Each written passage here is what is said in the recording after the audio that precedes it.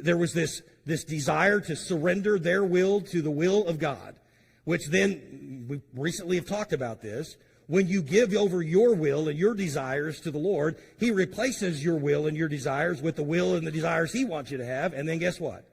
He meets those desires. And that's what happened here, is they gave themselves to the Lord, and then there was this natural desire to give to a people that needed desperately some financial help. And then they gave themselves as servants to the apostles. They simply wanted to be a part of the eternal work of what the apostles were doing. Verse 4 says, they prayed us, they begged us with much entreaty that we would receive this gift so they could take upon them the fellowship of the ministering to the saints.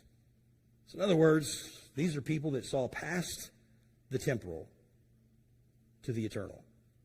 They saw past what was here and now, and they wanted to be a part of something that had eternal value. And I would just challenge you to understand this. That's what Faith Promise is really all about.